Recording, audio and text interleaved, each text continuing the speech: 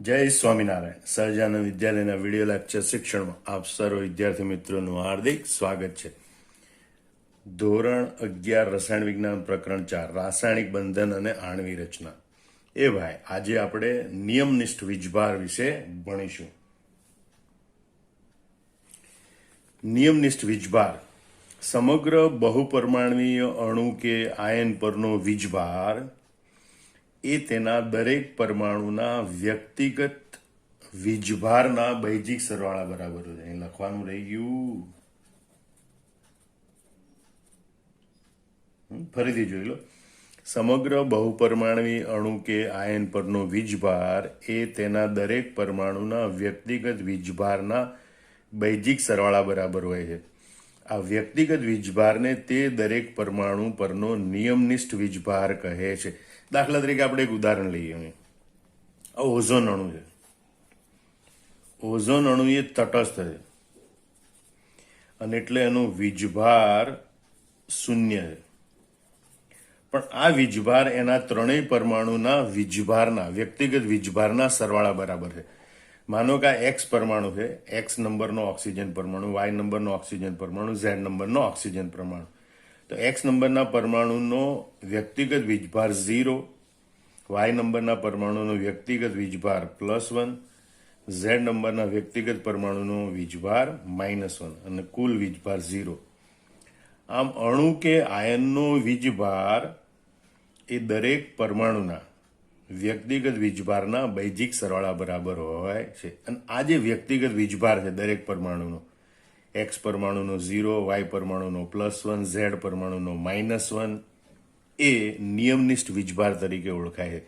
હવે નિયમનિષ્ઠ વીજભારની વ્યાખ્યા અને એને કેવી રીતે આ ગણતરી કરીને કેવી રીતે કીધું કે આનો વીજભાર +1 છે, આનો વીજભાર -1 છે, આનો વીજભાર 0 છે, એ હવે આપણે જોઈએ વ્યાખ્યા અને સૂત્ર. તો અલગ અથવા મુક્ત પરમાણુ હોય ત્યારે ઇલેક્ટ્રોનની સંખ્યા અને લુઈસ રચના પ્રમાણે સૂચિત ઇલેક્ટ્રોનની સંખ્યા, એ બંનેના તફાવતને તે પરમાણુનો નિયમનિષ્ઠ વીજભાર કહે છે. ધ્યાન રાખજો. એનો મતલબ કે ઓક્સિજનનો પરમાણુ અલગ એકલો હોય ત્યારે એની સંયોજકતા કોષમાં ઇલેક્ટ્રોનની સંખ્યા, બરોબર, અલગ કે મુક્ત પરમાણુ હોય ત્યારે સંયોજકતા ઇલેક્ટ્રોનની સંખ્યા અને લુઈસ રચના પ્રમાણે સૂચિત ઇલેક્ટ્રોનની સંખ્યા, એ બંનેનો તફાવત એ પરમાણુ પરનો વીજભાર કહેવાય. બરોબર. તો અહીંયા કઈ રીતે ગણતરી કરવાની, તો એના માટે અહીંયા સૂત્ર આપેલું છે. બરોબર. પણ ફરીથી પહેલા એકવાર વ્યાખ્યા જોઈ લો. આ મુક્ત પરમાણુ એટલે કે એકલો ઓક્સિજન હોય ત્યારે એના સંયોજકતા ઇલેક્ટ્રોન 6 હોય. અને આ લુઈસ રચનામાં એની આજુબાજુ કેટલા ઇલેક્ટ્રોન છે એ સૂચિત ઇલેક્ટ્રોન કહેવાય. એ બંનેનો તફાવત એ આ ઓક્સિજન પરમાણુનો નિયમનિષ્ઠ વીજભાર, જેને ફોર્મલ ચાર્જ કહેવાય અથવા ટૂંકમાં એફસી વડે પણ દર્શાવાય છે. તો એના માટેનું સૂત્ર આવશે કે લુઈસ રચનામાં પરમાણુ પરનો નિયમનિષ્ઠ વીજભાર એટલે મુક્ત પરમાણુ એકલો હોય ત્યારે એમાં રહેલા સંયોજકતા ઇલેક્ટ્રોનની કુલ સંખ્યા માઇનસ તે પરમાણુના અબંધકારક ઇલેક્ટ્રોનની કુલ સંખ્યા -1/2 તે પરમાણુના અબંધકારક ઇલેક્ટ્રોનની કુલ સંખ્યા. ફરીથી જોઈ લો. Formal charge is equal to valence electron, એટલે કે તે પરમાણુના સંયોજકતા ઇલેક્ટ્રોનની સંખ્યા માઇનસ લોન પેર ઇલેક્ટ્રોન, એટલે કે અબંધકારક ઇલેક્ટ્રોનની સંખ્યા 1/2 બોન્ડ પેર ઇલેક્ટ્રોન, એટલે કે બંધકારક ઇલેક્ટ્રોનની સંખ્યાના અડધા. આ ગણતરી એ ધારણાના આધારે કરવામાં આવી છે કે અણુમાંના દરેક પરમાણુ માટે લુઈસ રચનામાં અણુમાંના દરેક પરમાણુ માટે અબંધકારક ઇલેક્ટ્રોન યુગ્મના બંને ઇલેક્ટ્રોન એ આ પરમાણુના ગણાય અને બંધકારક ઇલેક્ટ્રોન યુગ્મનો એક ઇલેક્ટ્રોન એનો પોતાનો ગણાય. મતલબ કે અહીંયા બંધકારક ઇલેક્ટ્રોન યુગ્મમાં 2 ઇલેક્ટ્રોન હોય, અહીંયા બંધકારક ઇલેક્ટ્રોન યુગ્મમાં 2 હોય. આ 2 પૈકી એક ઇલેક્ટ્રોન આ પરમાણુનો, બીજો ઇલેક્ટ્રોન આ પરમાણુ, એક ઇલેક્ટ્રોન આ પરમાણુનો, બીજો ઇલેક્ટ્રોન વાય પરમાણુનો, આ રીતે ગણી શકાય. જ્યારે અબંધકારક ઇલેક્ટ્રોન યુગ્મ એ બંને આ એક્સ પરમાણુના ગણાય. આ જે ધારણા હતી એના આધારે આ સૂત્ર બનાવવામાં આવ્યું છે. હવે આપણે ઉદાહરણ દ્વારા વધુ સારી રીતે એને સમજી શકીશું. હવે આપણે આ ઓઝોનના અણુમાં રહેલા 3 ઓક્સિજન પરમાણુ છે, 3 ઓક્સિજન પરમાણુના નિયમનિષ્ઠ વીજભાર એટલે કે ફોર્મલ ચાર્જની ગણતરી કરીએ. બરોબર. તો ઓક્સિજનનો પરમાણુ નંબર 1, ઓક્સિજનનો પરમાણુ નંબર 2 અને ઓક્સિજનનો પરમાણુ નંબર 3, એ ત્રણેય માટે આપણે નિયમનિષ્ઠ વીજભારની ગણતરી કરવાની છે. તો સૌથી પહેલા ફરીથી આપણે નિયમનિષ્ઠ વીજભારનું સૂત્ર લખીએ કે નિયમનિષ્ઠ વીજભાર એટલે formal charge is equal to valence electron, એટલે કે એ પરમાણુ એકલો મુક્ત હોય ત્યારે એના સંયોજકતા ઇલેક્ટ્રોનની સંખ્યા માઇનસ એલ એટલે કે લોન પેર ઇલેક્ટ્રોનની સંખ્યા, એટલે કે લુઈસ બંધારણમાં તે પરમાણુની આસપાસ રહેલા અબંધકારક ઇલેક્ટ્રોનની કુલ સંખ્યા -1/2 બી અથવા એસ લખેલું હોય. બી એટલે બોન્ડ પેર ઇલેક્ટ્રોન અથવા તો એસ એટલે શેર્ડ ઇલેક્ટ્રોન એટલે કે ભાગીદારીમાં રહેલા ઇલેક્ટ્રોન. અહીંયા ફરીથી જોઈ લો, એફસી એટલે નિયમનિષ્ઠ વીજભાર,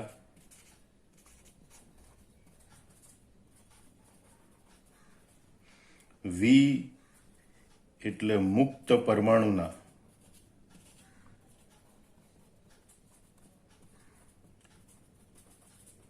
સંયોજકતા ઇલેક્ટ્રોનની સંખ્યા, એલ એટલે લુઈસ બંધારણમાં તે પરમાણુની આસપાસના અબંધકારક ઇલેક્ટ્રોનની સંખ્યા, અને બી એટલે લુઈસ બંધારણમાં તે પરમાણુની આસપાસના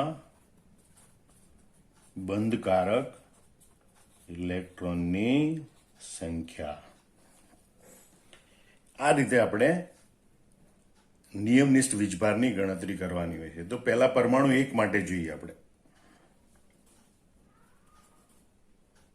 ઓક્સિજન પરમાણુ 1,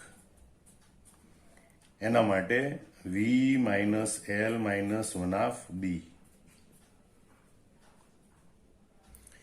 ઓક્સિજનના સંયોજકતા ઇલેક્ટ્રોન, ઓક્સિજનનો પરમાણુ ક્રમાંક 8 ઇલેક્ટ્રોન્સના 2, 6, એના સંયોજકતા ઇલેક્ટ્રોનની સંખ્યા 6 છે મુક્ત ઓક્સિજન પરમાણુ હોય ત્યારે. હવે આ રચનામાં આપણે જોઈએ તો આ 1 નંબરનો ઓક્સિજન પરમાણુ છે, એની પાસે 2 અબંધકારક ઇલેક્ટ્રોનિકમાં છે, -1/2. બંધકારક ઇલેક્ટ્રોનિકમાં દરેક નાની રેખા દીઠ 2 ઇલેક્ટ્રોન ગણવાના, એટલે 2, 2, 4 અને 2, 6. એટલે પહેલા નંબરના ઓક્સિજન પરમાણુની આસપાસ જે 8 ઇલેક્ટ્રોન છે એ પૈકી 2 અબંધકારક ઇલેક્ટ્રોનિકમાં ઇલેક્ટ્રોન એટલે કે લોન પેર ઇલેક્ટ્રોન છે, અને 2 ને 2, 4 ને 2, 6 એટલે કે 6 બંધકારક ઇલેક્ટ્રોન છે. 2 તરી 6, 3 ને 2 5, 6 માંથી 5 જાય તો 1. બરોબર. એટલે આને કહેવાય +1. માટે અહીંયા જે ઓક્સિજન પરમાણુ નંબર 1 છે એનો નિયમનિષ્ઠ વીજભાર +1 છે. ફરીથી જોઈ લો, મુક્ત ઓક્સિજન પરમાણુ છે એના સંયોજકતા ઇલેક્ટ્રોનની સંખ્યા 6 હોય, એકલો ઓક્સિજન પરમાણુ હોય ત્યારે. અહીંયા જે પહેલા નંબરનો ઓક્સિજન પરમાણુ છે એની પાસે 2 અબંધકારક ઇલેક્ટ્રોન છે, 2, 2, 4 અને 2, 6 એ એની આજુબાજુના બંધકારક ઇલેક્ટ્રોન છે. એટલે 6 - 2 - 1/2 6, 2 તરી 6, 6 - 2 - 3 બરાબર +1. આમ પહેલા ઓક્સિજન પરમાણુનો નિયમનિષ્ઠ વીજભાર +1 છે. હવે આપણે જોઈએ ઓક્સિજનનો પરમાણુ નંબર 2, V-L-1/2. પરમાણુ નંબર 2 એની આજુબાજુ જે 8 ઇલેક્ટ્રોન છે એની પૈકી 1, 2, 3, 4 એના સંયોજકતા ઇલેક્ટ્રોન 6. એલ એટલે લોન પેર ઇલેક્ટ્રોન એટલે કે અબંધકારક ઇલેક્ટ્રોન, 1, 2, 3, 4 4 અબંધકારક ઇલેક્ટ્રોન -1/2. બીજા પરમાણુની આસપાસ આ 2 અને 2, 4 એ બંધકારક ઇલેક્ટ્રોન છે, 2, 2, 4, 6 - 4 - 2 બરાબર 0. આમાં જે બીજો ઓક્સિજન પરમાણુ છે એનો નિયમનિષ્ઠ વીજભાર 0 છે. બરોબર. હવે આપણે જોઈએ ઓક્સિજનનો પરમાણુ નંબર 3. સૂત્ર લખીએ, V-L-1/2. હવે આપણે જોઈએ કે આના ઓક્સિજનના સંયોજકતા ઇલેક્ટ્રોનની સંખ્યા 6. આ ત્રીજા પરમાણુમાં પરમાણુની આસપાસ 1 2 3 4 5 6 બંધકારક ઇલેક્ટ્રોન છે, 1/2, અને આ 2 બંધકારક ઇલેક્ટ્રોન છે. એટલે 6 - 6 0, 2 ઉડી જાય એટલે -1. માટે ત્રીજો ઓક્સિજન પરમાણુ છે એનો નિયમનિષ્ઠ વીજભાર -1 છે. તો આ રીતે જુદા જુદા પરમાણુઓ છે એના નિયમનિષ્ઠ વીજભારની ગણતરી કરી શકાય. આમ નિયમનિષ્ઠ વીજભાર સાથે જો ઓક્સિજન O3 અણુનું લુઈસ બંધારણ દર્શાવવું હોય તો આપણે આ રીતે દર્શાવી શકીએ. અહીંયા આપણે 4 અબંધકારક ઇલેક્ટ્રોન, અહીંયા 2, અહીંયા 6 અબંધકારક ઇલેક્ટ્રોન યુગ્મ, 6 અબંધકારક ઇલેક્ટ્રોન દર્શાવવાના, 3 અબંધકારક ઇલેક્ટ્રોન યુગ્મ દર્શાવવાના. અને નિયમનિષ્ઠ વીજભાર સાથે લખવું હોય તો અહીંયા +1 વીજભાર એટલે અહીં પ્લસ અને અહીં લખવાનું માઇનસ. એક હોય ત્યારે દર્શાવતા નથી, એક કરતા વધારે હોય તો અહીંયા સંખ્યા લખવી પડે. તો નિયમનિષ્ઠ વીજભાર સાથે O3 અણુ છે એને આપણે આવી રીતે દર્શાવી શકીએ. અને O3 અણુ તટસ્થ એનો કુલ વીજભાર 0 છે. એ આ ત્રણેય પરમાણુના નિયમનિષ્ઠ વીજભારના સરવાળા બરાબર હોય. બરોબર? એટલે આનો વીજભાર 0 વત્તા +1 વત્તા -1 બરાબર 0. આમ O3 અણુનો અંતિમ કુલ વીજભાર, O3 અણુનો અંતિમ કુલ વીજભાર એ 0 હોય છે, જ્યાં દરેક પરમાણુના વ્યક્તિગત વીજભાર એટલે કે નિયમનિષ્ઠ વીજભારના સરવાળા બરાબર હોય છે. હવે આપણે નિયમનિષ્ઠ વીજભાર વિશેની કેટલીક મહત્વની બાબતો જોઈએ કે નિયમનિષ્ઠ વીજભાર એ અણુમાં સાચું વીજભાર અલગીકરણ દર્શાવતો નથી, પરંતુ તેનો અણુમાં નિર્દેશ કરવામાં આવે તો તે અણુમાં સંયોજકતા ઇલેક્ટ્રોનનો માર્ગ જાણવામાં મદદરૂપ થાય છે. જેમ કે અહીં જુઓ કે આ ઓઝોનના અણુનું લુઈસ બંધારણમાં આ X ઓક્સિજન પરમાણુ છે એનો નિયમનિષ્ઠ વીજભાર 0, Y ઓક્સિજન પરમાણુનો નિયમનિષ્ઠ વીજભાર +1 અને Z ઓક્સિજન પરમાણુનો નિયમનિષ્ઠ વીજભાર -1 છે. આ ઓક્સિજનને અલગ અલગ દર્શાવવા માટે X, Y, Z એમ નામ આપેલું છે.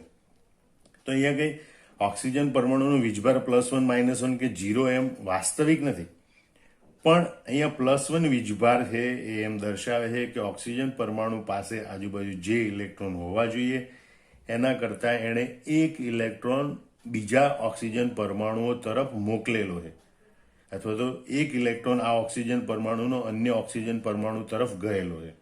એ રીતે અહીંયા -1 નિયમનિષ્ઠ વીજભાર જેમ દર્શાવે છે કે 1 ઇલેક્ટ્રોન આ ઓક્સિજન પરમાણુ તરફ અન્ય પરમાણુ તરફથી આવેલો છે. આ કે એના સાચા વીજભાર નથી. એટલે ફરીથી જોઈ લો કે નિયમનિષ્ઠ વીજભાર એ અણુમાં સાચું વીજભાર અલગીકરણ દર્શાવતો નથી. જેમ Na+Cl- બને એ પ્રમાણેનું કંઈ અહીંયા વીજભાર નથી. બરોબર? પરંતુ અણુમાં એનો નિર્દેશ કરવામાં આવે તો ઇલેક્ટ્રોન કઈ બાજુથી કઈ બાજુ ગયો છે, એટલે કે ઇલેક્ટ્રોનનો માર્ગ જાણવામાં તે મદદરૂપ થાય છે. નિયમનિષ્ઠ વીજભાર એ શક્ય લુઈસ રચનાઓમાંથી નિમ્નતમ ઉર્જા ધરાવતી રચનાની પસંદગી કરવામાં મદદરૂપ થાય છે. સાંભળજો બરોબર, મહત્વ. નિયમનિષ્ઠ વીજભાર એ શક્ય લુઈસ રચનાઓમાંથી નિમ્નતમ ઉર્જા ધરાવતી રચનાની પસંદગી કરવામાં મદદરૂપ થાય છે. હવે નિમ્નતમ ઉર્જા ધરાવતી રચના એ છે કે જેમાં પરમાણુ પરના નિયમનિષ્ઠ વીજભાર સૌથી ઓછા હોય, અથવા તો એમ કહે કે પરમાણુ પર નિયમનિષ્ઠ વીજભારનું સૌથી ઓછું અલગીકરણ થયેલું હોય. દાખલા તરીકે ઉદાહરણ લઈએ આપણે અહીંયા. ભાઈ કાર્બન ડાયોક્સાઇડના 3 શક્ય લુઈસ બંધારણો છે. આ પ્રમાણે આપણે દોરીએ ત્યારે જ્યારે કાર્બનની બંને બાજુથી ઇલેક્ટ્રોન યુગ્મ લાવવાના હોય તો બંને બાજુથી એક ઇલેક્ટ્રોન યુગ્મ લાવીએ તો ડબલ બોન્ડ બને. એક જ ઓક્સિજન પરમાણુથી 2 ઇલેક્ટ્રોન યુગ્મ લઈને અષ્ટક પૂરું કરીએ કાર્બનનું તો એક બાજુ ટ્રિપલ બોન્ડ, બીજી બાજુ સિંગલ બોન્ડ બને. આમ કાર્બન ડાયોક્સાઇડના 3 શક્ય લુઈસ બંધારણો છે આ પ્રમાણે. હવે તો પહેલા બંધારણમાં દરેક કાર્બન પરમાણુ પરનો નિયમનિષ્ઠ વીજભાર, દરેક પરમાણુ પરનો નિયમનિષ્ઠ વીજભાર 0 છે. જ્યારે બીજા અને ત્રીજા બંધારણમાં એક ઓક્સિજન પરમાણુ પર નિયમનિષ્ઠ વીજભાર -1 અને બીજા ઓક્સિજન પરમાણુ પર તે +1 છે. અહીંયા વીજભારનું, નિયમનિષ્ઠ વીજભારનું અલગીકરણ થયેલું છે. એનો મતલબ એમ કે આ બીજું અને ત્રીજું બંધારણ છે એની સ્થાયીતા ઓછી છે, અથવા તો કહેવાય કે એની ઉર્જા વધારે છે. વીજભારનું અલગીકરણ ઓછું થયેલું હોય એવા બંધારણની સ્થાયીતા વધારે હોય, એની ઉર્જા ઓછી હોય. આમ પહેલા બંધારણની ઉર્જા ઓછી છે, બીજા અને ત્રીજા બંધારણની ઉર્જા સમાન છે, પણ તે પહેલા બંધારણની ઉર્જા કરતાં વધારે છે. સ્થાયીતાના સંદર્ભમાં જોઈએ તો પહેલું બંધારણ એ વધુ સ્થાયી છે, બીજું અને ત્રીજું બંધારણની સ્થાયીતા સરખી, પણ એ પહેલા બંધારણ કરતાં ઓછા સ્થાયી હોય છે. આમ નિયમનિષ્ઠ વીજભાર દર્શાવવાથી સ્થાયીતા કે ઉર્જા સાપેક્ષ સમજાવી શકાય છે. ફરીથી આપણે આ નિયમ જોઈ લઈએ. નિયમનિષ્ઠ વીજભાર એ શક્ય લુઈસ રચનાઓમાંથી નિમ્નતમ ઉર્જા ધરાવતી રચનાની પસંદગી કરવા મદદરૂપ થાય છે. નિમ્નતમ ઉર્જા ધરાવતી રચના એ છે કે જેમાં પરમાણુઓ પરના નિયમનિષ્ઠ વીજભાર સૌથી ઓછા હોય, એટલે કે નિયમનિષ્ઠ વીજભારનું સૌથી ઓછું અલગીકરણ થયેલું હોય. હવે નિયમનિષ્ઠ વીજભાર એ એક એવું પરિબળ છે કે જે બંધનના શુદ્ધ સહસંયોજક ખ્યાલ પર આધાર રાખે છે. તેમાં પડોશી પરમાણુ વચ્ચે ઇલેક્ટ્રોન યુગ્મ સમાન રીતે વહેંચાયેલા હોય છે. ખરેખર તો અહીંયા કાર્બન કરતાં ઓક્સિજનની વિદ્યુઋણતા વધારે છે, એટલે ઇલેક્ટ્રોન ઓક્સિજન પરમાણુ તરફ ધકેલાયેલા હોય છે. પણ નિયમનિષ્ઠ વીજભાર માટે આપણે એમ ધારી લીધેલું છે કે આ જે બધા ઇલેક્ટ્રોન છે એ શુદ્ધ સહસંયોજક બંધથી જોડાયેલા છે, એટલે કે સંપૂર્ણપણે બે પરમાણુ વચ્ચે સરખી ભાગીદારીમાં રહેલા છે. ફરીથી માટે આ મુદ્દો જોઈ લો કે નિયમનિષ્ઠ વીજભાર એક એવું પરિબળ છે કે જે બંધનના શુદ્ધ સહસંયોજક ખ્યાલ પર આધાર રાખે છે. નિયમનિષ્ઠ વીજભાર એ બંધનના શુદ્ધ સહસંયોજક ખ્યાલ પર આધાર રાખે, જેમાં પડોશી પરમાણુ વચ્ચે ઇલેક્ટ્રોન યુગ્મ બિલકુલ સમાન રીતે વહેંચાયેલા હોય છે. આમાં જવાબ તમારે મોઢે કરી લેવાનો અને જુદા જુદા અણુમાં રહેલા દરેક પરમાણુના નિયમનિષ્ઠ વીજભારની ગણતરી કરવાની પૂરતી પ્રેક્ટિસ કરવાની. જય સ્વામિનારાયણ.